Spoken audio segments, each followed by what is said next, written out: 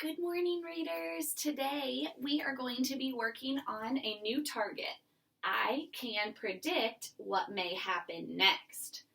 Since we are such strong readers, we've been working on this all year, but we are going to keep working on it as we read together today. So, a while ago, I was at my nephew's birthday party. And when I got there, I saw the table stacked so high with presents.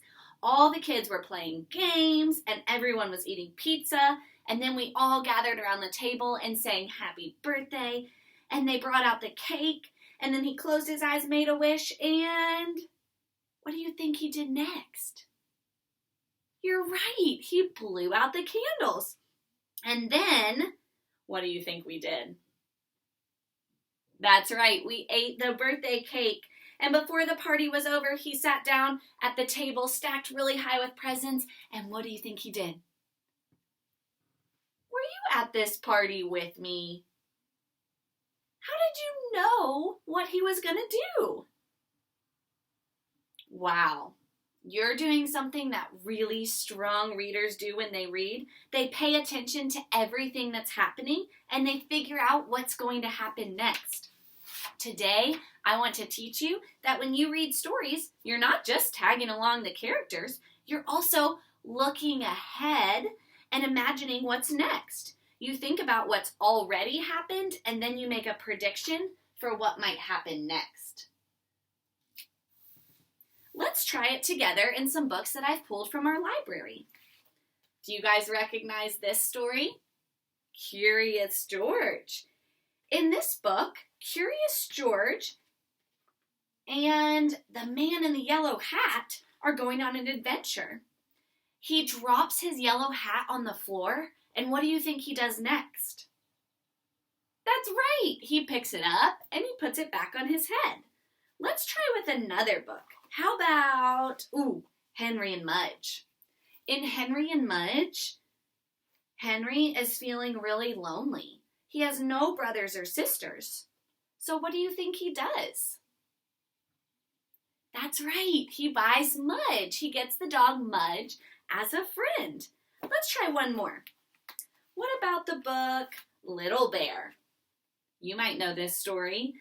In the story Little Bear is worried because there's no birthday cake for his friends.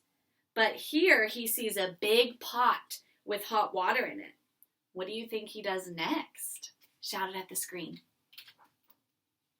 That's right, he decides to cook something. See, you guys maybe haven't even read these books before, and you can already make a prediction of what's going to happen next. Now it's your turn to try this in your books. We have been reading Iris and Walter and the field trip together. And the part that we read yesterday during share time, the kids were super excited that they were going on a field trip to the aquarium. When they sat down at Iris's house for dinner, Rosie and Iris were sharing that they were so excited for the class field trip. What do you think might happen next? Take a second and just think. It could be something you think is going to happen right now or even later in the story. I think that later in the story, the class will look for Walter. You see how I wrote my prediction on a Post-it note? The class will look for Walter. Okay, I want you to do this today as you read. When you pull out a book, after you take a sneak peek and you read a few pages, just like we did in Iris and Walter, I want you to start thinking what might happen next. And when you think of an awesome idea, strong readers, mark that on a Post-it note. So write on your Post-it note what you think is going to happen next and share that today with your teacher. Now, forever and always when you are reading, I want your brain as a strong reader to always think what might happen next. All right, readers, you have your challenge. You're ready to make your predictions. Grab a Post-it note or a piece of paper, stack your books nice and tall, maybe turn on some quiet music, and get reading. We can't wait to see your predictions today. Bye, guys.